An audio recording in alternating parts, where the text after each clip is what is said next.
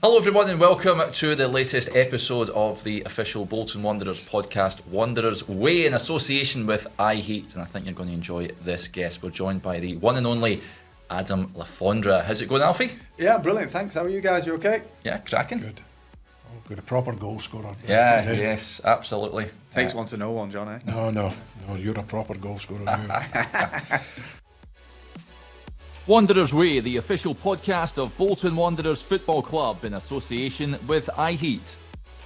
Coming up. And, at that point, Cardiff wanted me to go back, because obviously I had a really productive spell. And I said to Cardiff, I'm not going anywhere, I'm going to Bolton. I said, you can tell every other club who comes in for him, I'm not going to them.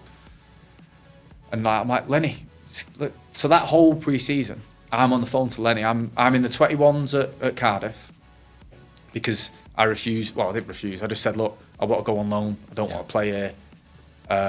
They wanted me to play, and I'm like, well, they went to Champneys, Cardiff, and I was like, I don't see my future here. We had Albie on. Did you sort of know where to put the ball for him, that ball in?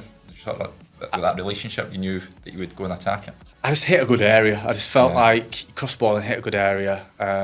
It's great movement from him. I think that's classic striker movement. I think that's sort of gone in the modern game, where you get double movement, and all when I look at strikers, all good strikers do that movement. Mm-hmm. You do one for them, you do one for you, and he creates a space for himself brilliantly. Mm-hmm. It's a great header. I put it into a good area, and the rest is history. Literally is history for us. Like I say, I'm amazed that and thankful that I'm part of that. Wanderers Way, the official podcast of Bolton Wanderers Football Club in association with iHeat. How's it going? You're still playing, aren't you? Yeah, I'm still trying to play. Still, roll out for FC. Managed to nick 17 goals last year. Body's feeling good. Still playing. Doing a little bit of other stuff as well. So it's keeping myself busy. Still enjoying it? Yeah, I think that's the reason why I still play. Is I've still got the real bug to play. Still got the love to play. And like I say, I'm healthy. I stay fit. So that's the main thing for me, and enjoying the game. So that's the best thing to come out of it. And scoring goals is no other feeling. You're a long time finished, you know what I mean? So it's like, make the best of it and then play as long as you can. Yeah, definitely, yeah. You're doing some punditry recently as well, weren't you? yeah, trying my hand at that. I was hoping, Bolton make the playoffs as well, but obviously the back end of the season didn't go too great. And obviously even Reading as well. Reading missed out to Leyton Orient. It would have been nice for, a Stockport Reading game, but it was nice to go back to my old club Stockport and do a bit of media work and that sort of thing, and open a few doors there. It was a real good night and a real good eye-opening experience for me. Just a shame obviously Stockport didn't get the result, but Leyton Orient did well, so full credit to them as well. Yeah. The career then, much travelled career, but going way back, starting obviously growing up as a young lad in Stockport, always wanted to be a striker. Is that always the dream?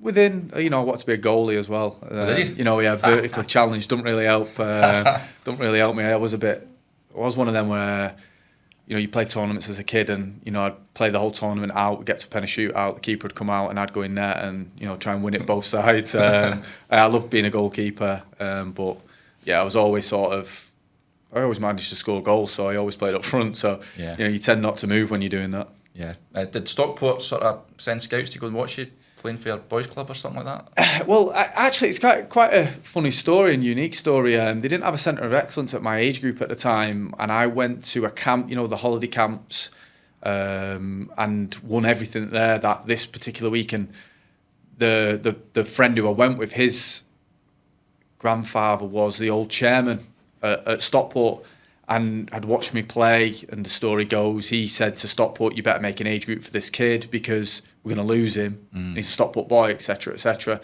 Lo and behold, I reckon probably about 3 months later, Stockport started an age group for mine, went through the trials, signed at about 8 years old for Stockport, and stayed there with them. Had a brief spell with United and with Crewe as well, but always sort of went to Stockport. And then when it got to probably 12, 13, I knew the progression was there for me. They were always sort of pushing me up the groups. I was playing above myself, playing with the youth team when I was sort of 15, 16. And then once I was a YT, I was pretty much with the first team probably after about 2 or 3 months with it was Carlton Palmer at first, then it was Sammy Mack when Sammy Mack came in. I think he sort of took a bit of a liking to me, and I was quite lucky to play under him. He really pushed me in, with the first team setup. While I'd still play for the youth team as such, but after I'd play for the youth team, I'd go and travel with the first team and pick the boots up and that sort of thing, and sort of be like 20th man and sort of being around the squad to see what the first team boys are like in that sort of era. Was Stockport the team you supported as a kid? I'm a Red. Red. Yeah, but I actually watched Stockport more. But obviously, being in the centre of excellence, I used to get tickets all the time. So I always watched a really good Stockport team, and they had some really good players. I used to like watching Alan Armstrong play. He's a fantastic striker. Did really well for Stockport, and I watched him in a good spell when they were competitive in the Championship. But obviously, it'd be Division 1 back then, and obviously, when I came in, we started going down. So we got relegated from League One when I came in. But I watched some really good players. I managed to sort of break in sort of around when Luke Beckett was there, and he was a fantastic goal scorer for Stockport and did really well as well. So, I managed to see some really good players and learn off them as well, which I was quite lucky with. Being an apprentice back then, did you do all the clean the boots, all that, clean the stands sort of stuff? Yeah, I used to make the nets up before the game, before training every day. I was quite lucky, obviously, because I was in and around the first team. Sometimes I didn't have to do my jobs as much, but if I was there and then there was no because you're with the first team, you don't have to do it. I'd be, mopping up, and mine was the kitchen at Edgeley Park. I'd have to clean the kitchen, and lucky you. Yeah, well, it was all that sort of take the teas to the gaffer, that sort of thing, and it's a great experience. I think it's very humbling and grounding. I think it's something that's kind of lost in the game in modern day football. But yeah, I had some great times as an apprentice. It was fun and hard work at the same time. Yeah, Sammy McElroy, good for you as well. Yeah, brilliant. Showed me a lot of love, and as a young boy, turning into sort of like a man at that point, playing with Ricky Lambert and Aaron Lescott was our captain at the time. Owen Morrison was there. There were some really good players, Luke Beckett, like I said, and. There's some really good players there, and learning off them and being in that environment, and Mark Lillis and Sammy Mack providing such a comfort for me. Not showing that I'm meant to be there, but helping me develop myself as a player to look around and think, yeah, I'm meant to be in this in this environment with the players I've mentioned before, and I'm good enough to hold my own in that. And I think he was brilliant for me in that period when I worked with him, because. Like I say, he gave me a lot of confidence, and he probably won't mind me saying this, but there was a point where I turned down my first pro deal with Stockport, and he was going mad on the coach, going, "You've been tapped up, you're not signing your deal, you've been tapped up," and that sort of thing. But it wasn't the case. It was a few finer things that we sorted out, and ended up did signing for Stockport. Unfortunately, he got sacked by then, and I signed for Mark Lillis.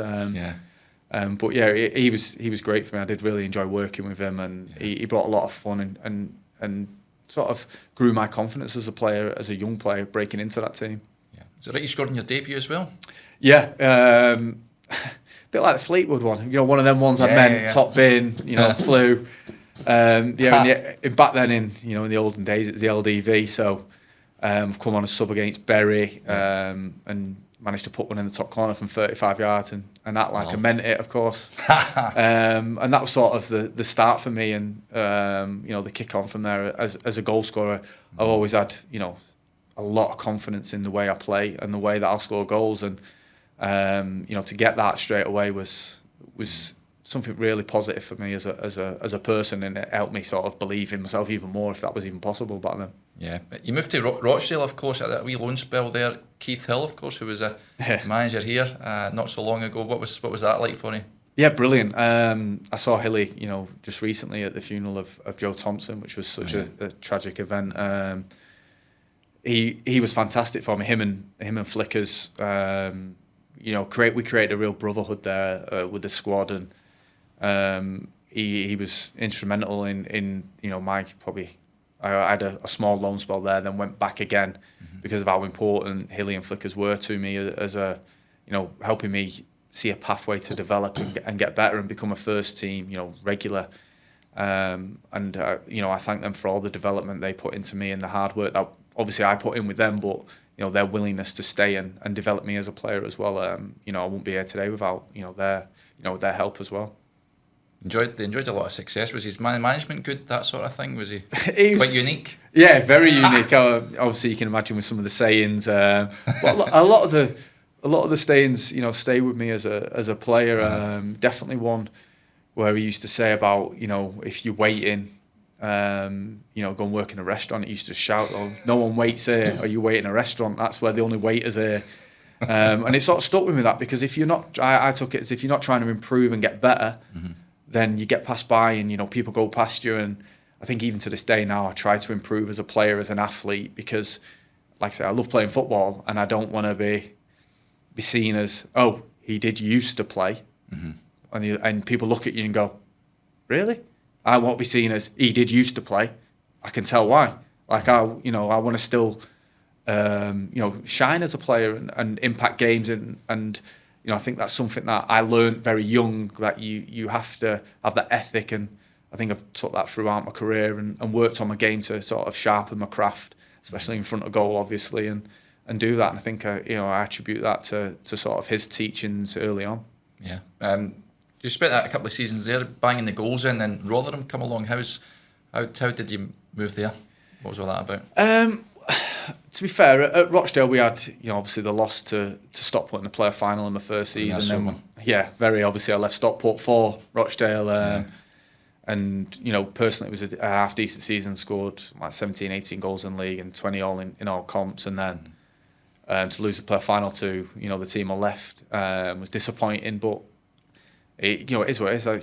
Only one winner in the playoff final, and if it's not you, it's them. So obviously the second season came around and I had another really good season, another 20 odd goals in League Two.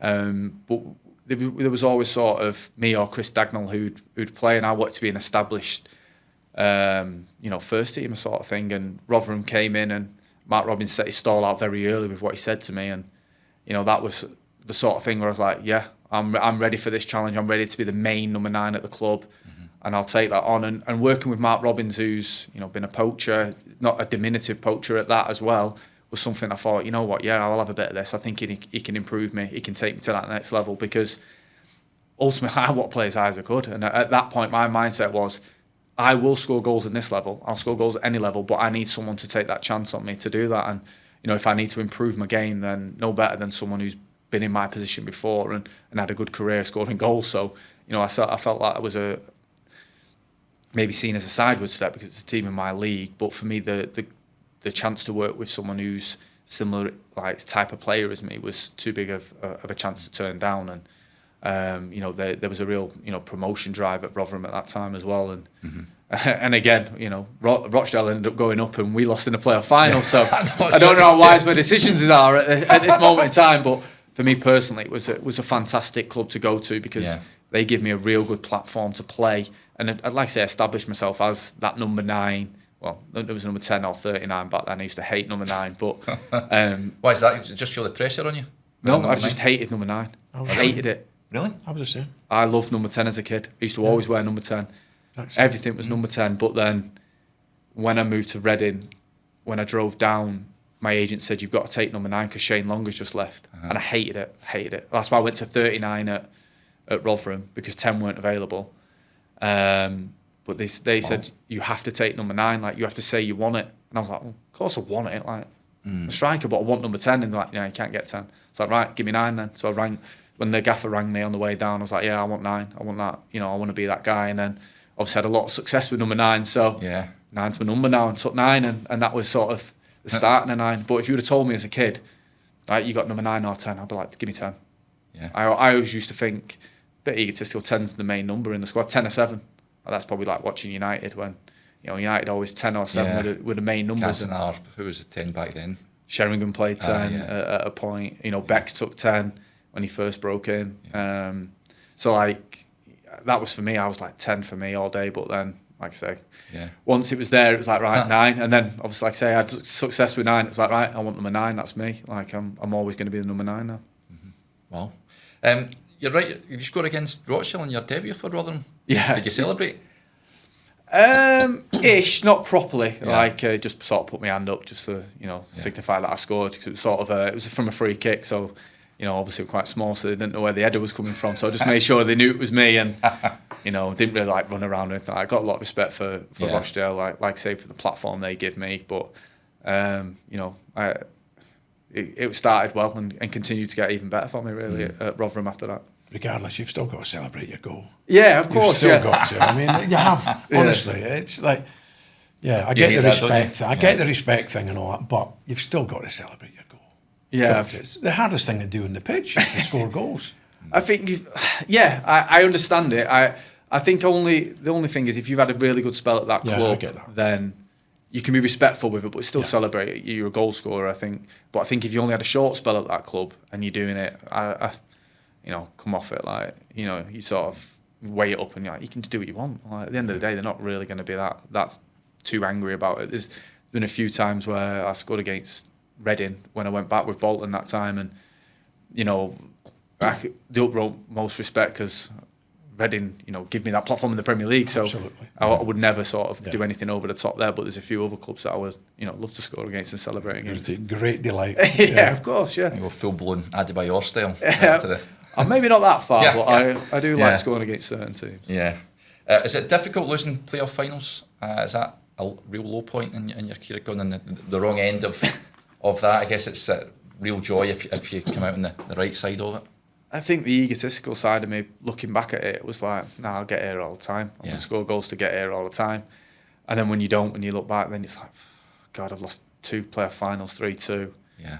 And I'd pretty much a stinker in both. Like for me, as a goal scorer going in, I scored 20 or something in the first season, didn't affect the playoff final apart from fouling the keeper for the first goal. And then in the second one for Rotherham, scored 30 in that season and scored in both games against Dagenham, not to score in the playoff final, and we lose 3-2. I take that as a failure on myself to not being able to affect them games properly, and digest that as a player looking back. It is a sore point for me, but I think the context of it is like, I've done really well to get there as a team. We did fantastic to get there. It's just unfortunate that on the day we didn't perform well enough to win. Do you not think that's the added pressure you put on yourself as a goal scorer? And because you haven't scored, you feel like you haven't contributed to the game. I mean, I don't know about you, but I've played in games where we've won 3-0, 4-0, and because you haven't scored, you're delighted, but at the same time, you're a bit disappointed with yourself. You think, I've not scored.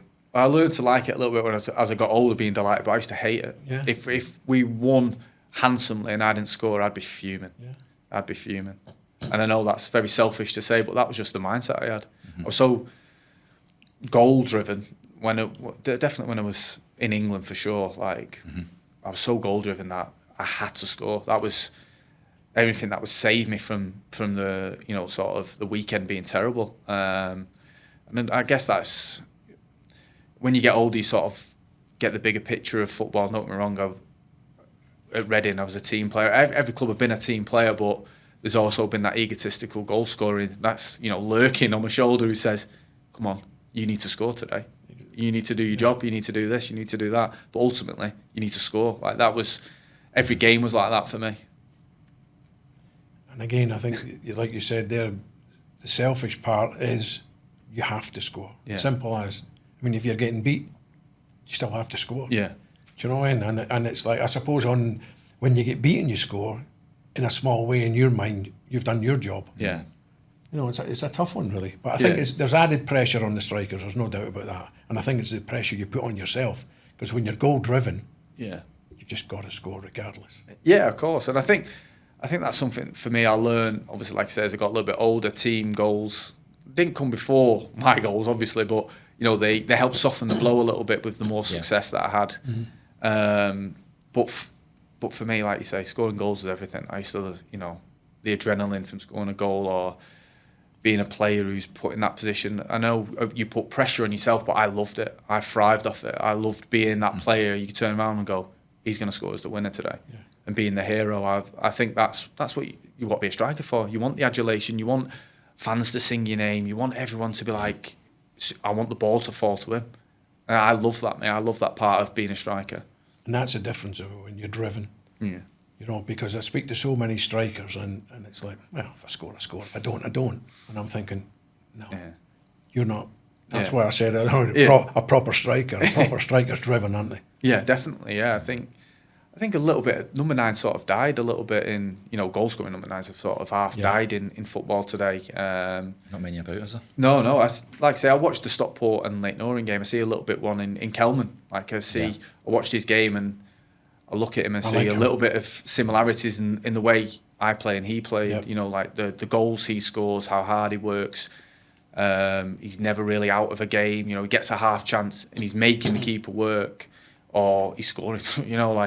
Even in that playoff game in the second leg, he should have. I'm sure he won't mind me saying he should have scored that header in front, and then he had the chance in the second half when he got through and the keeper made a great save from him. Like he's a real threat, and you can see he's really driven at scoring goals. And I think look around the leagues, even looking the top flight, Haaland, Isak. Can you name many more after that who are solely goal scorers who you think you give them a chance 1v1, you're thinking it's goal. You know what I mean? I think that's sort of come away from football because the front threes become sort of positionless, where you drift across and you're getting 30 goals from Salah, or you're getting your wide forward scoring the goals now. And I sort of look back at myself and think, do I think I could play in sort of this style of football now? Like, would I be pushed out wide, with my size and stuff? But obviously the confidence in me says no. I'll just be down the middle scoring goals. But there is always some sort of the way football's evolved. Will you translate in that era? Reading, enjoy that. What a season you enjoyed there. Well, what a time you enjoyed there. How did that move come about? It was amazing. Reading for me, like I say, I speak quite fondly about a lot of the clubs that I've been to because I've had good times there, and Reading was some of the best times. I started the season at Rotherham, and I think I scored for I think my last goal was Barnet at home. I think I scored 4 in the first few games. And I sort of set my stall out. I was in my last year of my contract at Rotherham. I sort of set my stall out at the end of the season saying, look, I feel like I'm good enough to play higher. I've scored enough goals in League Two now. If I don't go, I'm going to leave on a free. Like, I sort of wanted to just let everyone know that, really. I wanted to say, like, look, I'm not going to not stop trying, because ultimately I need to get myself, with all due respect, out of this league. So I can't just, phone it in and go, well, I'm not going to try. So I had to try and score goals again. So I started the season really well. I think it was about 3 or 4 days before the window shut. I just got a phone. I know a few bids have been rejected previous from other clubs. Just got a phone call and just said, like, you better get in your car.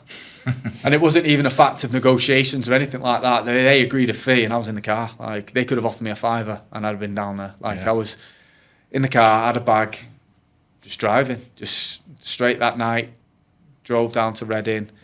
It's funny enough, obviously, like I say, I spoke to them, they wanted me to stay at 9, took them a 9.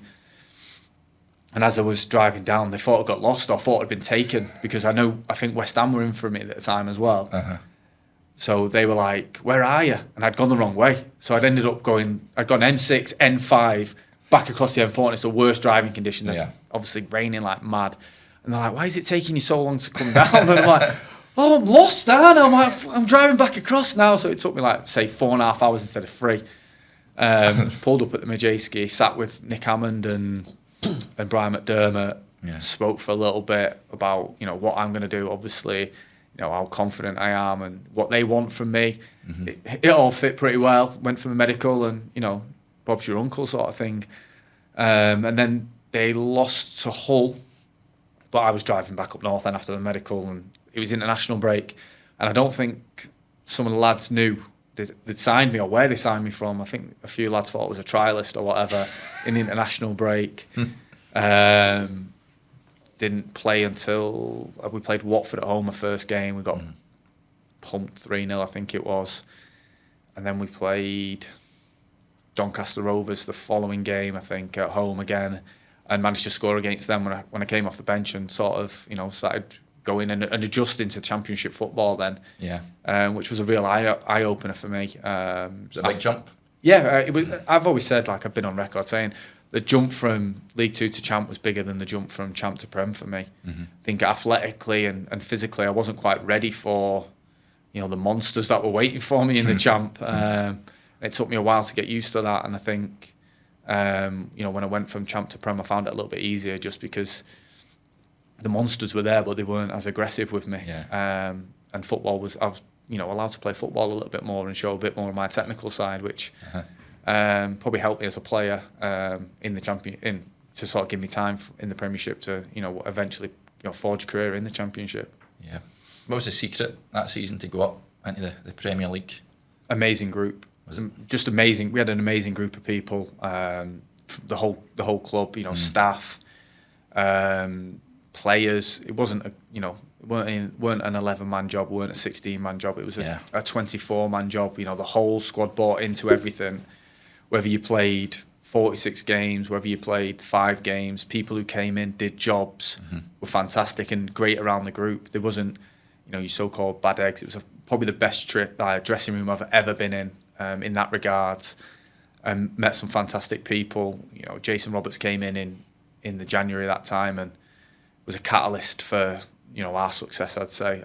I think he'd probably agree with that. He's he came in as. He was sort of our superstar, really, and he dressed like it and act like it a little bit as well. He was, he'd come in a 3-piece suit. I'm like, where are you off? You're like the mayor or something. Like, he'd have his, leather binder and all this sort of stuff, sort of playing that role. But he was a, cult hero for us. He was unbelievable, unplayable in that spell in the Championship. I'd never seen anything like it. A striker with the ability to hold off 3 or 4 people and just run through them. He was incredible for us, and we. I didn't say we piggybacked off that, but we all gelled as a group. I think we went like 17 in 21 towards the end of that. From January onwards, won 17 out of 21, and we just had a spirit that couldn't be broken. We never knew when we were beaten, and like I say, the group we were bonded together forever, and we had a great time doing that. I guess that was big when you went up, John. That sort of togetherness. It was against Reading as well, wasn't it? Yeah, they're not too fond of each other, are they? No.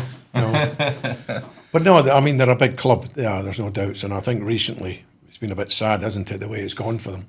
Yeah. It's nice to see them now get new owners, and obviously, hopefully, they get back on track. Yeah, hopefully they steer away from the muddy waters they've been in for the for the past few years. They've had been subject to some terrible ownership decisions. For years now, and not too dissimilar to Bolton, obviously. No. And hopefully now they've turned the corner, because it is a fantastic club. They've got a great academy set up, and fantastic fantastic training ground, fantastic stadium. No one has a right to success, but they are a big club, and they hopefully now they're on the right foot into real success, because it was almost sort of a miracle season last season if they got to the playoffs, because of how hamstrung they'd been throughout, probably the last 2 or 3 years with the transfer dealings. Obviously, the stories about the owner as well. I've heard a few things which you just don't want to hear. You know what I mean? You shouldn't be in football with the sort of stuff you hear about it. Like you said, we've been through that as well. Yeah, exactly. It's remarkable how similar both clubs have been in a way. We've went up through the playoffs, we've got promotion to the Premier League, etc. Owners come in, all goes a bit pear-shaped. Hopefully now they've got new owners, they might sort that pitch out as well, because it was shocking this year, wasn't it? Was it bad? Pitch was rubbish. Yeah. Oh, it's normally good rubbish. Up there. Yeah. It's normally good. Oh, down there even. I'm thinking the owners couldn't have been given them the right stuff to work with for the pitch. Well, probably weren't. Yeah. No. They're probably selling it off. They're probably trying to sell the grass off to people. Exactly. Yeah. But no, they're a good club. You said though, right at the start, West Ham had an interest. Did you ever get to speak to West Ham, or was there any other clubs you spoke to? Chef Wednesday came in for me, obviously being Rotherham's neighbours. Spoke to Gary Megson, tried tapping me up sort of thing, and he wanted me to do something that was a little bit against my nature as a football person, really, which I didn't. I'm sure people done it, like to force a move. They came in, tried to sort of lowball, I think, Rotherham, and sort of bully him a little bit, and Rotherham were having none of it, and they wanted me to walk in, say, the proverbial bad back and that sort of thing, refuse to play, and I just weren't built like that. I just wanted to play. I want to play football. If you want me, come get me. They weren't holding them to a king's ransom. I know what I went for in the end to Reading, and it wasn't that much money. So, if they really wanted me that much, they would have, come and got me. And them discussions never went any further. I was pretty adamant that my football will do the talking. At the end of the day, I don't need to make excuses to move places. West Ham? Yeah, that was more like sort of agents talk, and even Brian McDermott said to me, he said that he was in a room with, I think he must have been at the boardroom or something, or in a discussion with West Ham, and they were like, yeah, we really like Le Fondre at Rotherham, and he said, walked out of that room, rang Nick Cameron, said, no, we're signing him.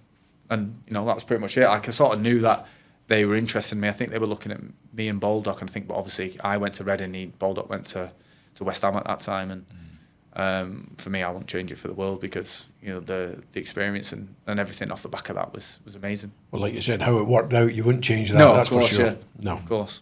What was the Premier League experience like? I know you just went down that season, but as a player playing in the top flight, what was that like? Yeah, incredible. For me, going from League Two the season before, when I started out before we get promoted to Reading, obviously played 4 games in League Two, and then first game of the season in the Prem, I'm scoring in the 90th minute to equalise. It's very surreal. Even just watching myself on Match of the Day, I know it sounds really corny and that, but getting, Alan Shearer talking about me, or Gary Lineker talking about me. Gary Lineker, poacher, probably the biggest poacher England produced probably in the last whatever years, talking about me as a player. It's sort of like, wow, I'm here. Stuff, I couldn't have thought of that sort of stuff before. I couldn't have dreamed of being on Match of the Day 12 months earlier.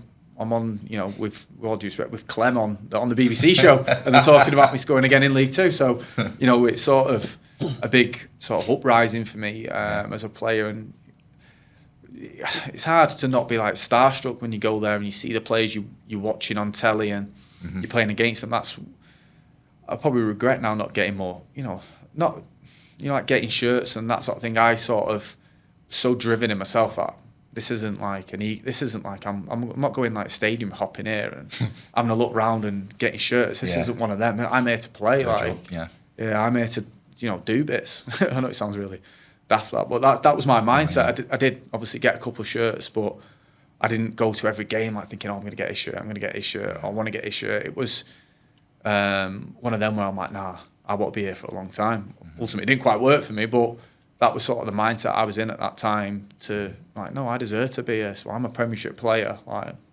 they can come and ask for me for my shirt. Yeah. Which is, a bit daft, I think, but that was just my mindset back then, really. Was the pinnacle Man United? Playing against Man United? Yeah, I'd say so. I think, obviously, playing at the Theatre of Dreams, played there in the Cup, started that game, having all my family there was incredible. We played them later on in the season. Funny enough, after that game, I got robbed. I come back home and my car robbed. No way. Yeah, they broke in my house when we were at United away, which is funny story in itself. But it's incredible playing against United. Obviously, scoring against United at home, boyhood club, getting everyone, all my family watching them games. Amazing. Obviously, the ticket requests, I bet you. Incredible. So like I say, playing at United and sort of realising that dream. Obviously scoring against United and managed to score against obviously some of the top teams in the league as well.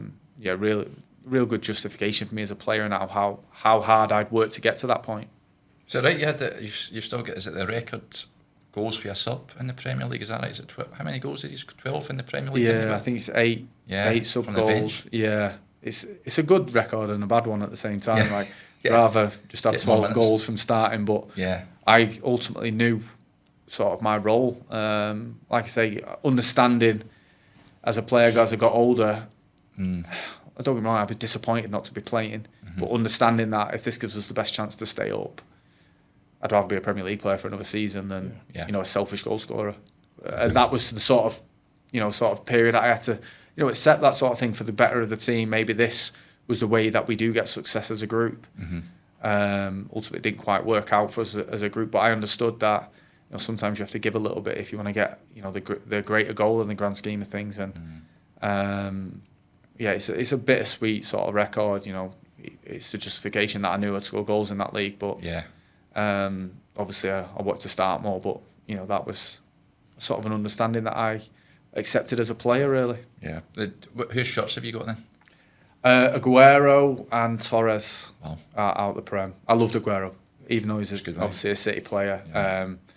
seen a lot of myself in him. Obviously, he's a lot better. I'm not saying we're similar, but I've seen a lot of myself in him. And it's funny enough, I never even played when I got his shirt. We lost last minute at the Etihad.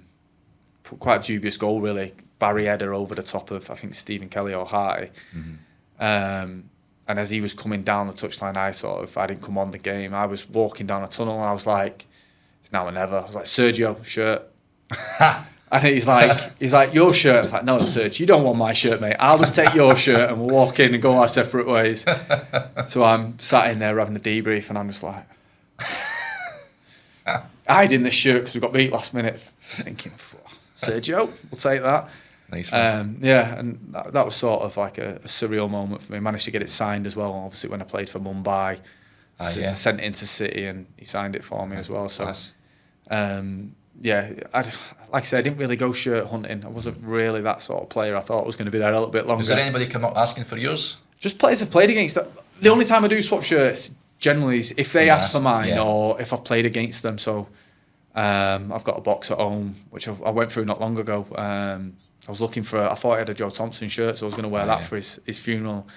And I couldn't find it in my lockup. So I was looking through all the players who I've played with, who shirts I've got. And it's just all the, like I said, the lads who I've had good times with and played against. And there was a couple other players in there, you know, Vicente, who was at Brighton, Chicharito, when he was at West Ham, his shirt. And then the rest are just sort of friends, really, and people who've asked for my shirt and in that sort of exchange. Wasn't really, like I say, I wasn't really one of them who'd run around the pitch going, I'm going to get his shirt today. Or that. I felt, like I said, I felt like I was good enough to be there longer and I was going to be there longer playing against them players. You get any jerseys, John, for you? Got a few, yeah. Got a few. I've given most of mine away now, and I regret it. Some of the ones I've given away, to be honest with you. But yeah, I had a right good few. Talk to us about Cardiff then, because a bit of a crazy spell there. Was it Ollie that was in charge at the time? Yeah, so Cardiff. So the funny sort of story about that is obviously we missed out on the playoffs with Reading by a goal. I think Brighton scored it, Forest away in the last minute, so it knocked us out of the playoffs. We needed to beat Burnley, but we drew with Burnley. And then we needed Forest not to lose, really, and we were in the playoffs. Yeah. Then I think Joa scores in the 95th minute. They get in the playoffs. We're out the playoffs. And then I think, from my understanding, my agent's like, Reading need to sell you. You're pretty much going to get sold this summer. And I was hoping for a new deal, really. I was expecting a new deal off the back of, when we come out of the Premier League, I was promised a new deal. Then when we win the Championship, I was promised a new deal. Then obviously the sort of murmurings of coming out of, there's a few financial mishaps going on behind the scenes, and someone needs to get sold. I think it was me or McCarthy. So my sort of understanding was that when the playoff final was, it was Derby and QPR, and I think if Derby went up, I was meant to go Derby. Like my agent was like, "You're pretty much going to go Derby if they go up." They lose last minute, so I'm like, oh, "Okay, like what's happening now?" Yeah. Then next minute, I'm getting phone call off Cardiff. Are you interested in Cardiff? And I'm like, obviously, well, yeah, I'm kind of interested, but I need to know what's happening. And then Reading are saying like, no, you're interested. Like we need to sell you, sort of thing. We've got a tax bill to pay, so you pretty much have to go. So I spoke to Ollie, who's my childhood hero. So I'm sort of waiting his call to sort of finalise everything and speak to him to see what his plans are for me. And as soon as he rang me, I was like a little boy, just like, hi. Couldn't speak. He just, obviously, he's very complimentary about my game, you know, what he wants from me, that sort of thing. And I was just, I can't remember what I said. I was just like a blur, really. Like, yeah, okay, whatever you want, like, I'll be there. Signed for them. Obviously, it was a bit of a bit of turmoil. Obviously, at the club, I didn't know that till I went in there. Yeah. Signed for Ollie. And he made it very clear to me in pre-season, you know, I'm going to be a main fixture of the team. Not knowing that he was going to get sacked after about 7 or 8 games, and you know, sort of the circus sort of started a little bit then. Russell Slade came in, and it was actually a really good gaffer for me. Set his stall out early and said, you know, I'm going to play. So that's all I was bothered about, playing. Just, you know, just doesn't fit with some teams. I guess sometimes, and for me, it didn't quite fit. I played a lot of times, before I moved to Bolton, that long period. I think I played like 17, 18 games for Cardiff, so I did play a lot.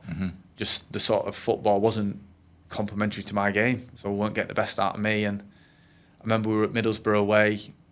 I'd started all the games before it. I can't remember. I think it was this. Someone came up to me in the airport from the club. You can go out on loan if you want.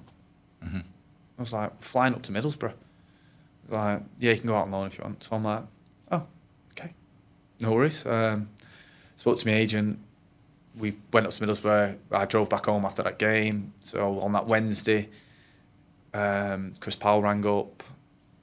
I had a really good conversation with him about joining Huddersfield. And then spoke to Lenny, and yeah. That was a funny conversation. For me, I needed to hear what he had to say to me. He was very positive about me.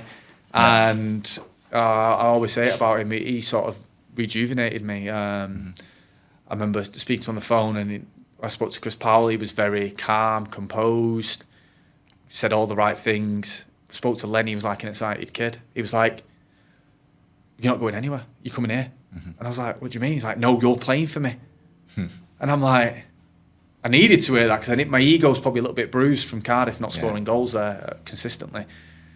So I'm like, all right, I want a bit of this. Like, he's like, you're gonna play for me. You're not going Huddersfield. You're coming us. And I'm sort of like, what do you mean? He's like, no, you're coming us. I've been trying to sign you for ages, because he tried signing me at Celtic. So you're coming to me. He said, when I heard you're available, it was like Christmas. So I was like, I need to sign for you. I can't sign for anyone else. It didn't matter. It could have been playing for anyone. But the way he spoke to me, well, I was like, oh, this guy's got the most confidence in me ever. I need that. I need someone who's just going to go, you're starting every week. And I came in, obviously, first game, I think Wolves at home. Did reasonably well. I think did we draw with them last minute? I think James Henry scored a worldie in the 95th minute, top bins from like 35. And then Lenny came in going mental. Like, keeper, you got to save it. It's like worldie. Lonners, you've got to save it. And like, we're watching it back like, I'm not sure about that. 35 top. Come on, give him a break. He's like booted everything. I was thinking, it's going to be one of them ones, is it?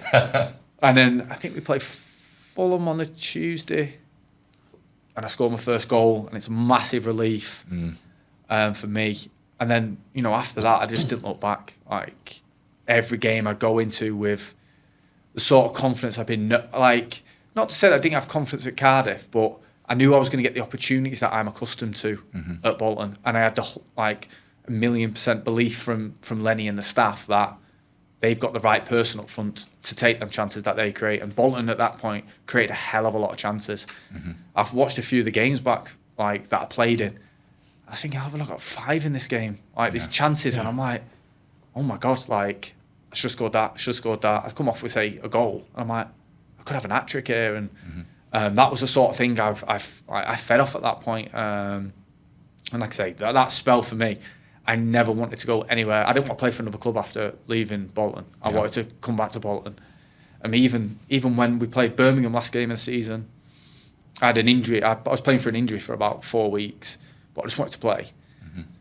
Walked into the office after the game. Lenny's in there with Johan and Gary Parker. And I'm like, right, let's get the deal done now. And they were like, what do you mean? I'm like, I want to sign now for next year. Ring up, tell them I'm coming back on loan here. And at that point, Cardiff wanted me to go back, because obviously I had a really productive spell. And I said to Cardiff, I'm not going anywhere, I'm going to Bolton. I said, you can tell every other club who comes in for him, I'm not going to. And I'm like, Lenny, so that whole pre-season, I'm on the phone to Lenny. I'm in the 21s at Cardiff, because I refused. Well, I didn't refuse. I just said, look, I want to go on loan. I don't want to play here.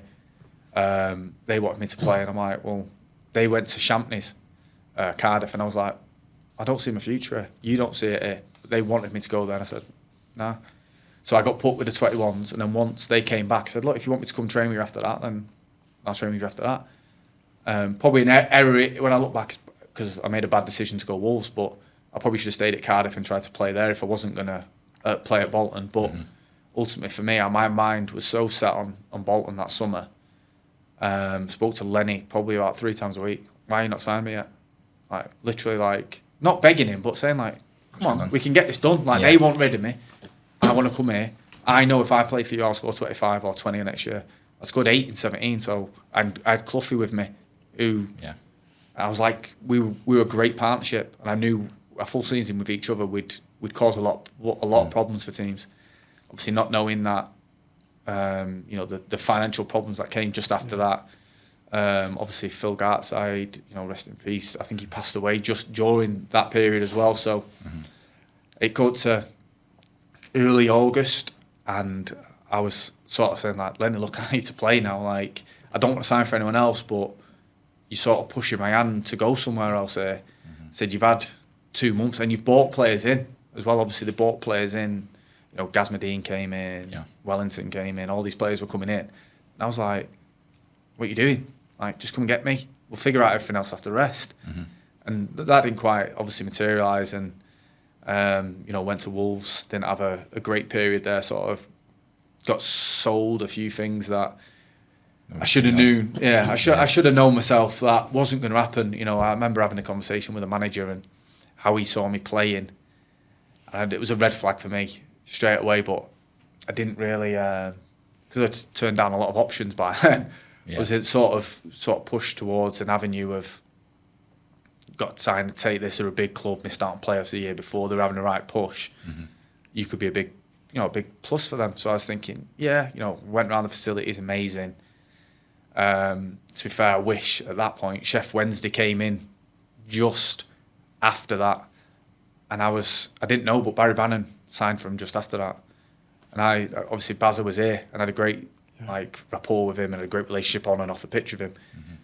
So I was like, geez, why didn't you tell me you're going Chef Wednesday? I would have signed for Chef Wednesday if I knew that, but I knew the owners at Chef Wednesday at that time were a bit like the Cardiff owners, but that was at that point I thought, oh no, like I don't want to go to another circus where at Cardiff I'm doing rituals to try and help me score goals and stuff like that. So I didn't want that sort of stuff. I didn't want a circus again. I wanted to go to a good solid club, and I thought that was going to happen at Wolves. And ultimately I was brought in as part of a 3-pronged striker, but realistically I knew after about 4 or 5 weeks I was brought in to be a sub.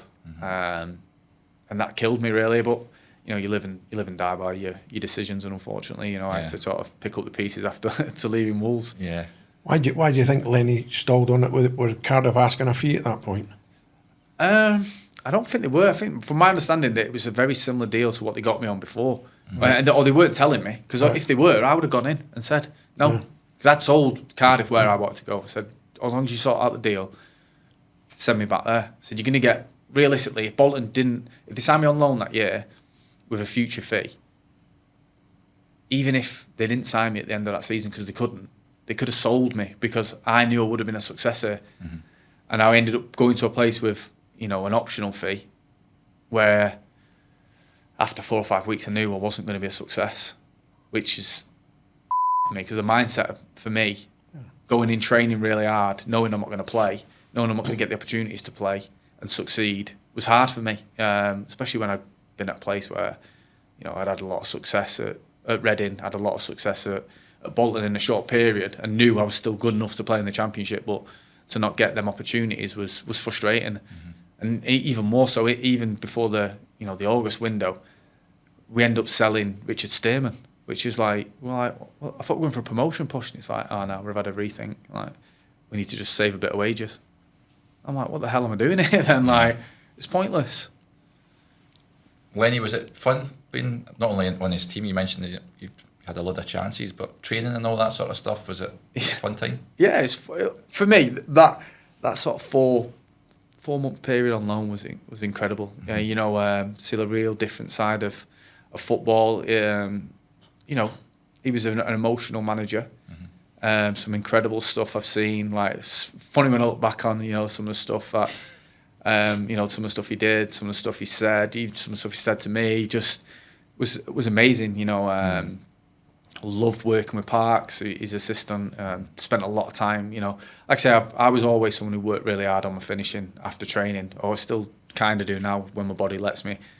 But at that point in my career, I'd been on the pitch afterwards for an hour, just with whoever in net, with Parks, working on stuff, just and just smashing balls around and that sort of thing. And they were brilliant with me with that.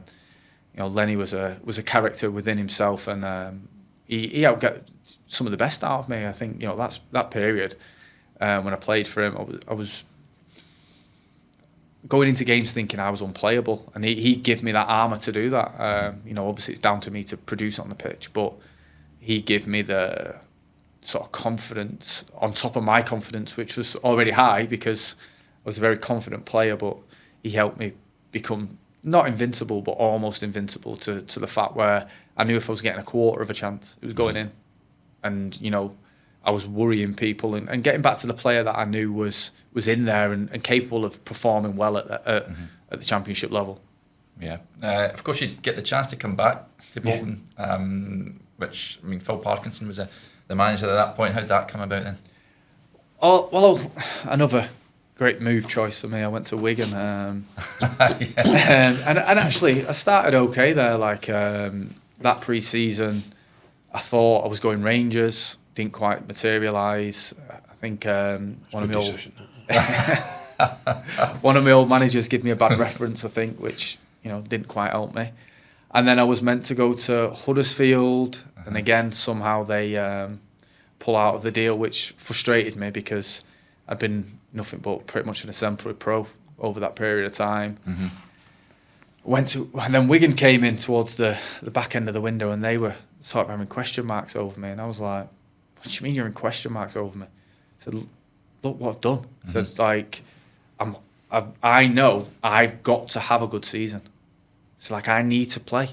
I'm desperate to play. I've been desperate to play all my career. All I am is I've been eager to prove to people all the time, and that's probably, coming from Stockport, knowing that I've got to work harder than the next person to get the opportunity, etc. And it's gone on from that, and that's how I've always been. And obviously it must have convinced them in the end when I sat down with Gary Caldwell to join.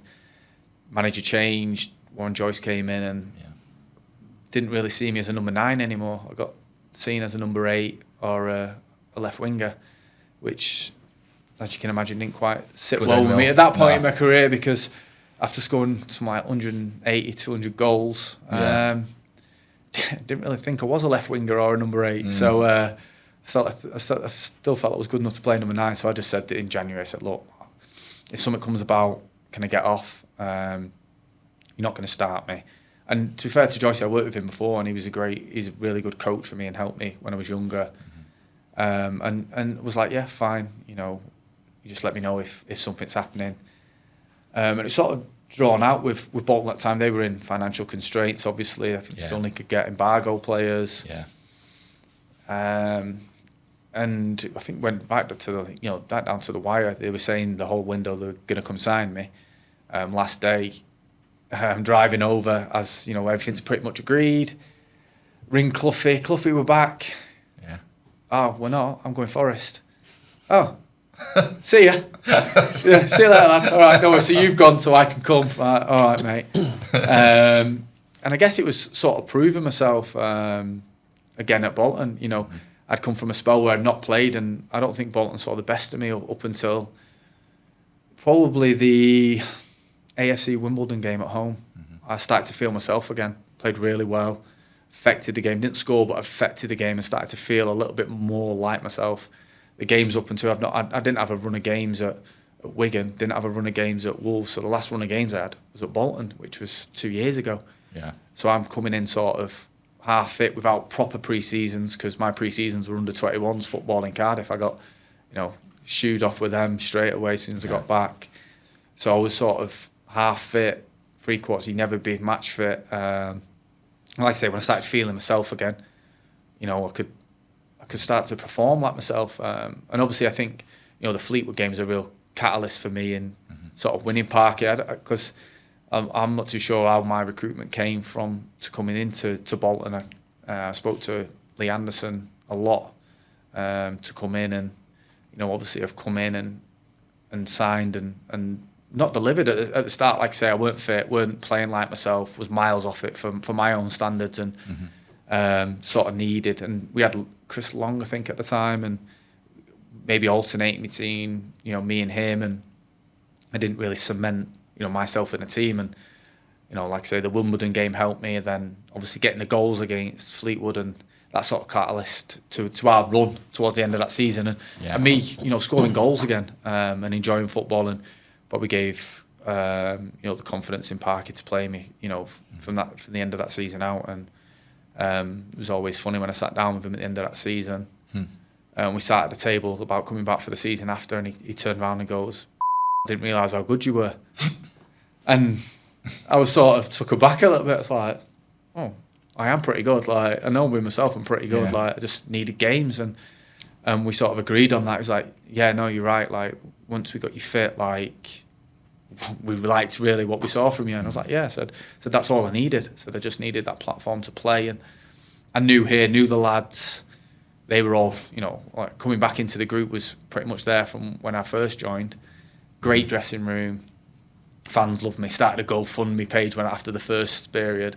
So I knew I didn't have to win the fans over again. I just had to play and score goals, and you know, I knew it was all in my remit that I could do that, providing, you know, play games, and I knew the rest would come with that. And like I say, I had a great time here and loved it here. I think, you know, I've got a special relationship. I had a short period here with Bolton over, I think it's probably 2 years worth of football, but the way I feel about Bolton and the way they feel about me is second to none. I think, you know, the moments we've shared, you know, I've got two sort of crowning achievements in football, and Bolton and hold one of them, and, you know, Reading have got the other. Not to say diminish the other time I spent at the other clubs, but they're two moments that I'll watch over and over again and still give me the same, you know, spine tingling feelings and goosebumps. And I thank them for both clubs allowing me that opportunity to do that. And I think that's why, you know, I've got such great relationship with the fan base is because, you know, it's reciprocated, the love for each other. Like I say, I was at a bad point in my career with Cardiff and with Wigan at both times at my spell, feeling a little bit unloved, and come here and got, you know, above and beyond, you know, the sort of love and admiration from the fans. And like I say, I couldn't repay them enough for that, because that rejuvenated myself as a player. Yeah, that season, I mean, you're in and out the side, and then the Burton Albion game happens. Did you have belief? And what was it like in the week heading up to that game against Forest? And you personally, after the Burton Albion game, it must have felt like we're going down here. Yeah, I think, you know, we got ourselves in a great position after the Villa game, didn't we? We were sort of looking at where we might even just start going to 15th, 16th there. And then we had a few, not bad performances, but bad results where we weren't picking up enough points. And we sort of got sucked into it again. And, you know, the Barnsley game was a bad one where we were 2-1 up and we conceded late off a corner against a rival. Like, we knew we should have won that game. We don't do anything the easy way, do we? So we go to Burton, another rival, and you start thinking, look, win here today, we could be safe and well away from it. And we get slapped up, you know, we get physically beaten up in that game. Not good enough, all of us. After that game, even the fans as well, I think they sort of were resigned to the fact that we were relegated. We have belief in ourselves, but I think the cold that day, I think if you would have said to the lads, like, what do you think here?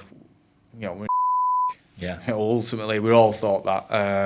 I think we would all be lying if we said we had ultimate belief we were going to get out of it, because it weren't until the end of the game against Forest that we knew we were out of it. Because you're waiting on everyone else. Obviously, they had two hard games, Burton and Barnsley, but I think for us going into that game, the mindset was we have to win. We have to win that game. Obviously, it was disappointment for me not to start that game. Something I had to swallow and, you know, accept as a player as you do. But you know, I did, and I knew I had to make an impact. I think I've played that role before, and knew in the game you have to make an impact when you come off, because ultimately, so it's obviously we didn't know about the financial implications. We knew something bad was going to happen, but I think personally as well, you know, financial implications for yourself getting relegated is very harsh. And that was without everyone else at the club knowing what what sort of redundancies would happen, you know, what would happen with the club, and that sort of thing. So it's a, you a big burden for everyone at playing at that time, and I think it was a dead rubber for Forest. They came, played very freely, no pressure, and I think watching that game, they had a lot of chances. Like Berrett Diaz, I think he could have had a hat-trick in the first half. He had a hell of a lot of chances.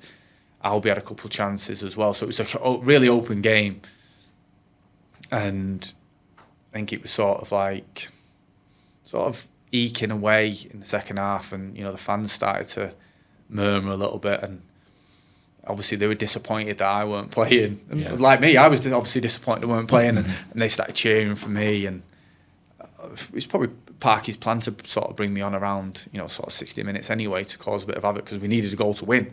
But obviously entering the game, I've got a mindset of I need to score. I need to, there's no two ways about it. I need to do something there.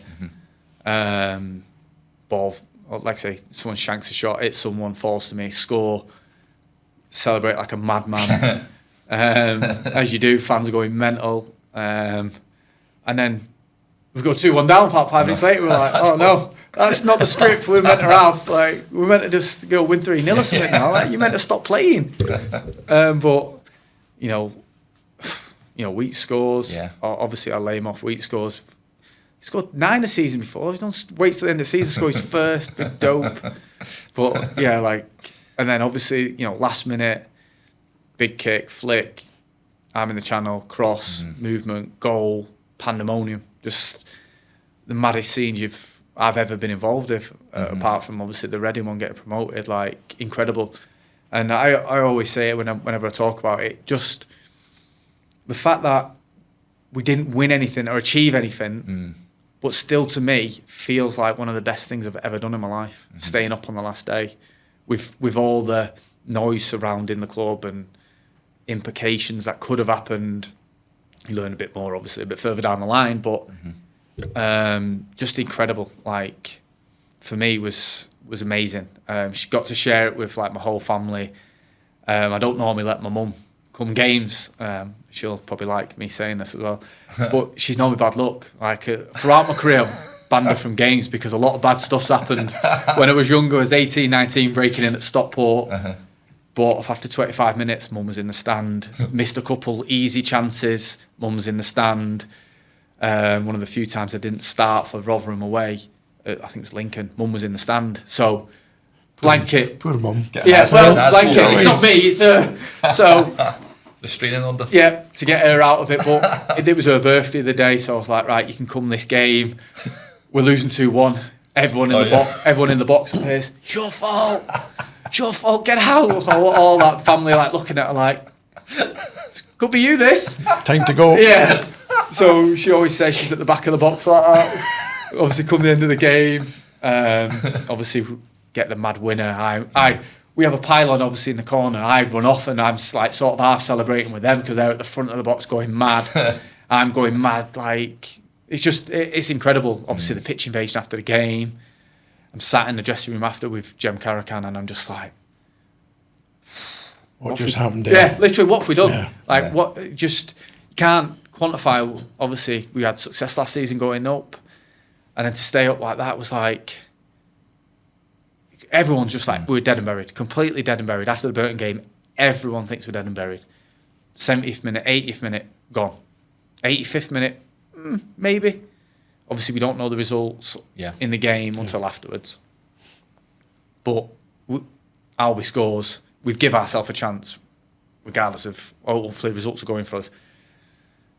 And then obviously, just everything's emotions everywhere. It's just incredible. I don't think I can quite put into words the sort of feelings you have. Like, it's surreal and a moment within itself. I'm sure every player who talks about it will say the same, because you can achieve things in your career and get medals and get personal things and that sort of thing. But like I say, I've got 2 moments in my career, and to rank staying up in the Championship as one of my crowning achievements, I think is testament to sort of feeling and emotion in the club at that moment in time, and sort of my standing within the club at that point as well. And like I say, I love the fact that I'm a part of that, and that's a part of me. That's a fabric of my career. Is help achieve Bolton staying up and staying in the Championship that season. We had Albie on. Did you sort of know where to put the ball for him, that ball in? Sort of that relationship, you knew that you would go and attack it? I just hit a good area. I just felt like he crossed ball and hit a good area. It's great movement from him. I think that's classic striker movement. I think that's sort of gone in the modern game, where you get double movement, and all when I look at strikers, all good strikers do that movement. Mm-hmm. You do one for them, you do one for you, and he creates a space for himself brilliantly. Mm-hmm. It's a great header. I've put it into a good area, and the rest is history. Literally is history for us. Like I say, I'm amazed that, and thankful that I'm part of that. Yeah, bet your mum was happy as well after that. I was going to say that. So we weren't allowed any more games after that. No, it's a nice one to finish on. Yeah, exactly. Yeah, obviously she couldn't come to many because I'm in Sydney, but it was an amazing occasion. It's something for yourself. I mean, you're hugely proud, obviously, of that, and also for your family to be there, and you're glad your mum was there because she witnessed it. Yeah, definitely. I think that's one of the probably the most emotional things for me. Part of it, like all my girls were there, my wife, kids, mum, sister, dad, all my close family and friends are there. In a do and die game, and for me to impact it the way I did, and the result go the right way, it sort of all the stars aligned for me in that moment in time, and for everyone else, obviously in the club, but for me personally, that was an amazing thing to share with them and share that experience with them as well. Yeah, you keep Wanderers up, but you're on the move shortly after. I mean, the next season you go to Sydney, like you say, you go down under. Yeah. How did all that come about, and were you sad to leave the manner you did? Yeah, obviously, but I think hindsight, I was not thankful I left, but I had an amazing time in Sydney. Sydney were a great club, had really good success there. I think during that summer, obviously, I'd say I was in a crossroad in my Bolton career, I'd say. I felt like I'd played well enough when I'd been given opportunities to play to prove I'm good enough at the Championship to score goals. Whether that materialised, I didn't want to waste another season of my career. I was getting to, I think, 30, 31 at that point. You play, don't you? I wanted to play. That was, the be-all and end-all, really. I want to play games, want to score goals, want to be important. So a few clubs were sort of percolating at that point abroad. It was sort of MLS or the A-League. I wanted to try something different. And then Sydney came on really strong with their approach. Got to the start of the season, and I was sort of like, I think I can still, I'm still in the reckoning here at Bolton to be a real, impactful player. It didn't quite materialise in the first couple of games, and sort of set my mind straight that I felt like this was the time to move and take the family abroad and experience something different. And at the point, it was emotional for me because I was leaving everything I've known. Everyone tells you English football's the best. I'm leaving a great club I'm loved at. But for me, felt like I had to put my career first and put my family first as well. We had, like I say, off the field, the experience we had was incredible. Very emotional, going there, like I say, walking around saying bye to everyone. I remember at Lostock doing that, and it was emotional for me. Even though I've not been here long, like I know I'm sort of imprinted in recent history, but when I look at it, I've not really been at long at Bolton at that point. So for me, I felt sort of in tune with the club and tied with the club, and saying bye to certain people I've seen for a couple of years of my time was quite hard for me to sort of keep hold of. But it was it's football. You move on and. Like I said, I didn't look back once I moved to Sydney because I had great success there. Yeah. An amazing group of people, good standard, and opened my eyes to a lot of new different things as well. Going back to leaving here though, Adam, I mean that just goes to show you the impact you made here, but also the impact the fans made on you. Yeah, and that all adds to it because obviously. You've had to think twice about it. Yeah, you're moving to Sydney and the lifestyle's fantastic and you're going to an up-and-coming league. But it goes to show you, like you said, not here for a huge amount of time, but the impact both ways, a two-way street, and the impact you've made and the impact the supporters have made on you, that will hold you for the rest of your days. Yeah, definitely. I think, like I say, the clubs that obviously I've done really well. I've got a really good relationship with the fan base, and I think, you know, as a striker, you know, they tend to, you know, fall in love with the strikers because they score goals. Yeah. And I've always wanted to be that hero. I've made no bones about it. Once was 10 years old. Like, I want to be the guy who you turn to and go, he's going to score. Mm-hmm. He's going to win us the game. Like, I've always wanted that. And it's no different when you go out, you step out for whatever club it is. I want to be the main man. I want to be the leading scorer. I want to be the one who propels you to success. And I think that endeared me to obviously the fans here. Even to this day. I mean, you're very well highly regarded by the fans, no doubt. Yeah, and I think, you know, that's reciprocated whenever I've spoke. Bolton fans always message me saying, come back, blah, blah, blah. And that sort of thing, you know, in a perfect world, would have loved to have, you know, stayed at Bolton for years and finished my career, but you don't get them sort of perfect eventualities, you know. Sometimes you've got to put things in front of the other, and you know, it's always great. You know, I'm always cherished the time that we've had together as, you know, at a club like this. It's a massive club. It's a huge club in the Northwest. So, you know, I'm honoured to have played for Bolton, and I'm, you know, like I say, I'm so grateful that they've, you know, took me to their heart as a fan base and as a club as well, because, you know, that's all I wanted as a player. That's, you know, like I say, that's all I want as a player, is to be, it sounds really corny again, but loved. You know, you want to be loved. You don't want that, don't they? Yeah, you don't, like, I'm probably not out of turn saying this. If I went back to Cardiff and Wigan and Wolves, I don't think they remember me quite fondly. Which, you know, I agree. I didn't do my job there. I wasn't good enough there.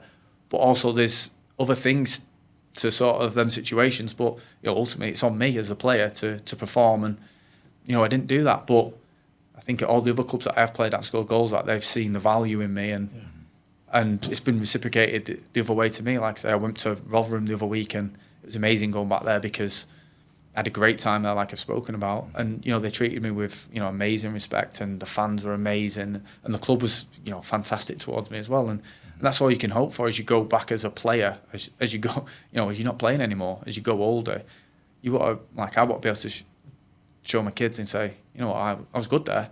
Or, you know, I was all right at football, you know, once upon a time. And, you know, people come up to me and go, oh, you're amazing at blah, blah, blah, in front of my kids. And they're like, yeah, you know, Dad, you were pretty good, weren't you? I was like, yeah, I was all right. I scored a few goals here and there. Like, but I like the fact that, you know, it's egotistical again of me because I'm a striker, that, you know, that's said about me. I don't want people to be going, you know, I don't want that. Yeah. What was Australia like then in terms of, like, playing over there, the lifestyle, the experience of being down there? You know, for me, I think I was very much very close-minded when they came in Australia, just as a league in general, because you're sort of led to believe that football doesn't exist outside England. There's not much exposure, is there? No, and you sort of, it's yeah. Do you know what I mean? It's all that sort of stuff. You know, it's rubbish. You're not playing in a proper league, blah, blah, blah, all that sort of stuff. But when I got there was some very talented players there. You know, I was playing with Milos Ninkovic, who's played in the World Cup for Serbia, who's top player. And I was training with him, and I'm telling the lads back home, I'm like, this geezer's a bit special. Like, I don't, like, obviously you're thinking, like, what's he doing here? Yeah. And I'm like, no, like, he's really good. And a few of the Aussie boys are like, standards are actually half decent. I'm thinking, you sort of think you're going for a cakewalk here. But it's not like that. You have to, like, obviously I went in there, like, to earn my stripes, and, like, all right, let's, you know, like, so I'll show you what I'm about. But they more than matched it on their side to show that the quality was there, especially with our team, Sydney. We were such a good team that, you know, the standard was really high all times, which was, you know, pleasing for me because it meant success. And there's loan spell in India as well at Mumbai City FC. What was that like? Who was it? Des Buckingham that was there at the time? No, he was afterwards. It was I had a Spanish manager called Sergio Libera. It was really fun. I think for me, another up and coming league, not to the standard of the A League, but there is scope there with certain investment. I think they can actually do, you know, some really good things there. I think it's a developing country. They're getting a lot more popularity within football. And it was certainly an interesting, you know, sort of project when I went there. I went there with pretty much, I had like 4 or 5, you know, of the foreigners were Spanish speaking, or there was an Algerian a couple Algerian and a Moroccan. So it wasn't as if I was just going with all the English boys. It was sort of fitting in with them and the culture of the team as well, which was fantastic, and obviously with a Spanish manager as well. I had a lot of fun there. It was a real good experience for me. Certainly opened my eyes culturally. I can't even say it. Culturally, yeah. Yeah, that's the one. What was the food and that like over there then? Like interesting. Curry's not. Yeah.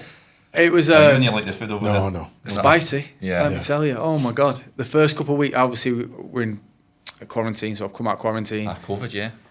So I've come just to get the normal food. I thought, you know what, I'm going to try some of the, the curries or whatever. Yeah. So I'll start with like a chicken curry or a chicken tikka. Can't be spicy. Sat down, my head's falling off. Oh my God. Straight to the toilet straight after it. Some of the curries, you couldn't open the lid without your eyes watering. Wow. But like, obviously it's normal to some of the boys where like they tell me like a certain region of the Indian boys, it was like the most spiciest place in India or whatever, and they're having like the spiciest Indian food you can ever have, and like you didn't open that lid, like I say, because your eyes would water, and they're just having it like 2 or 3 times a day. Yeah. And I'm like, how's this even possible? It was just mad. Obviously, like they had to make separate food for. Obviously, we were like me. We had like pasta or whatever, or chicken and pasta or salad, or like because we couldn't. Well, not that we couldn't. I couldn't take the spicy food. Spicy food was too much for me, so I was just like, I'm gonna have to sort something else out.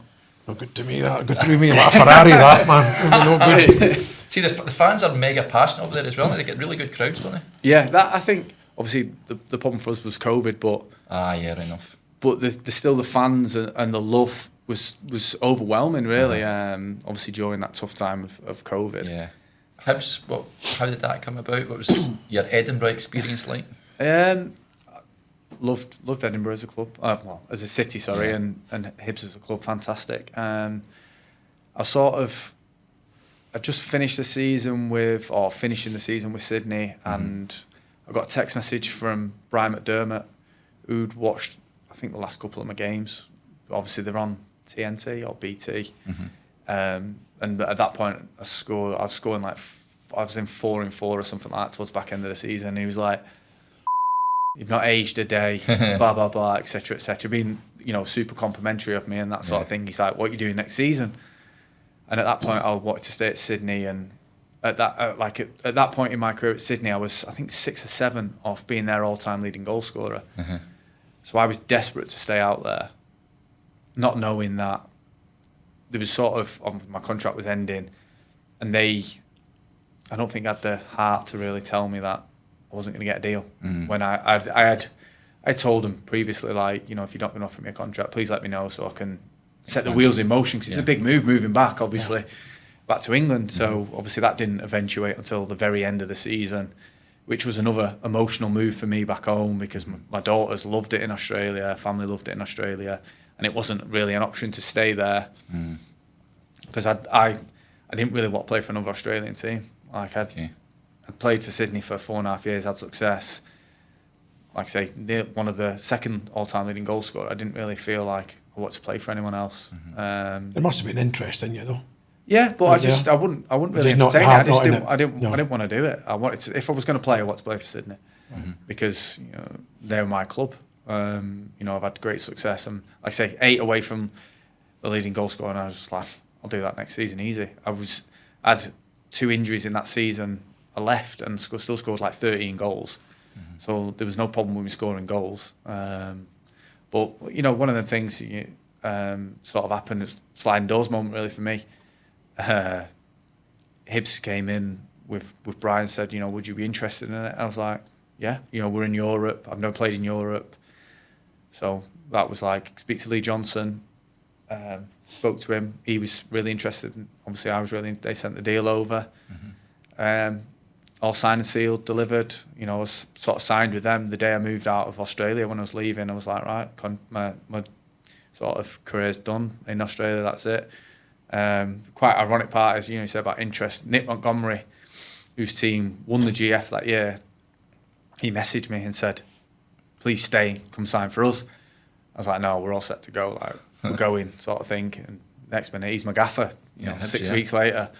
at Hibs, so it was, worked out quite well. Worked with him, and he's a fantastic young manager. Didn't quite work for him at Hibs, but I guess that's his story to tell. Yeah. But I love the club. I think I didn't realise, again, perception of Scottish football. I had the chance to move to Hibs a little bit early when Lenny was there, turned them down. But went up this time and I was like, wow, it's actually it's a really big club, Hibs. Great infrastructure, good stadium, great training ground, all the sort of makings of a club that should be doing really well, and where they finished this season, fighting for that sort of, ownership all the time, of third and fourth. So I had a great spell there. The only bad thing about it is I got a bad injury there. Got my first ever proper injury where I did my PCL. I was out for like 4 months. So that to happen when I was 36 or 37 wasn't ideal. No. And like I say, played impactful football as well, scored, a few goals, did well when I played a little bit different to my normal style, played a little bit more like a second nine, and like I say, the fans, enjoyed me there, I like to think, and, like I say, I enjoyed them there as well. We didn't have great success, but I had a great time there. Of course, Nick Montgomery was part of Angie's crew. Yes, he's in Unfortunately the for you, recruitment, won that isn't he, trophy at Tottenham? last night. I actually messaged him this morning and said, I'm gutted that United lost, but I'm quite happy that you had the success there with him. I couldn't think of a better person to get it.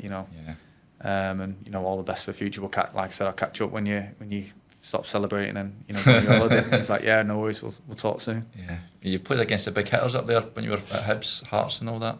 The Edinburgh derby was special. Yeah. The atmosphere and the vitriol, the hate was something really special to play in. The only downside was being injured, not going and missing the top 6, not going to Celtic Park. So I was injured for that one. I've actually started both times at Ibrox when we played there, which was really good. The first time was a bit quiet, but the second time was the atmosphere was brilliant, and top fan base, and that's the sort of thing you go up there for and to sample. Obviously, you want to go and win, but going to them stadiums was something that I wanted to do and sample the atmosphere, and that was fantastic. And where you're at now, have any plans to hang the boots up at any point, or do you still feel good that you can continue for a wee while yet? Yeah, like I say, stayed fit, stay injury free, enjoy playing football. Again, playing a little bit different to my normal style, but still reaping the rewards, still scoring goals. And the main thing for me is being injury free and enjoying football and trying to play impactful football. And not quite the greatest of seasons last season with FC. We had a bit of turnover and change and stuff, but I'm looking to play again next season and score more goals. I think I'm about 7 or 8 away from 300, so looking forward to sort of breaking that barrier and getting closer to 800 games as well. So some going, isn't it? Yeah, well, make hay while I still can, sort of thing. And like John said, you're a long time retired, so while I'm still fit and healthy, I want to play and want to score goals, want to win things as well. Do you find yourself being more of a mentor and a role model for the younger players as well? Yeah, I think that come a lot. Probably started when I was here with Cloughie. I think if you spoke to Cloughie, I think I like to think I've been a bit of a mentor to him and tried to help him and guide him. And as he's got older in his career, and even the younger players in Sydney, I think that was a role that I had to take on because the younger strikers coming through, probably not getting that exposure to. I'm not saying I'm a top player, but better players, and they're not really quizzical. They don't really ask you the questions where, me as a young striker, I would have been peppering me as an older striker now with what I achieved in my career and how I was scoring goals in Australia. I would have been peppering me and saying like, what do you do here? What do you do there? And I sort of sought out the younger players to try and go and help them, and because I knew that me as a young player coming through, I would have loved that. I'd have loved an experienced striker who scores goals and who's still scoring goals for the first team to come over with me and say, why don't you do this? I do this. Why don't you try doing this? Do this. Or, double movement here or bend your run here, etc., etc. I would have loved that as a young striker. So I just felt like, that was my place. Whether they wanted it or not, I don't know. It could have gone in one ear and out the other. But for me, I felt like that was my duty, being over there as a visa player and a marquee player, that you have to sort of help the next generation that takes the baton on from you. Top man. Well, it's been brilliant having you on, Alfie. Thank you very much for coming on. Yeah. Cheers. Thanks for having me. Hope I've not bored you too much. You haven't, and good luck. Keep banging them in, and good luck for next season. Cheers, guys. Thank you. Thanks a lot. Wanderers Way, the official podcast of Bolton Wanderers Football Club in association with iHeat.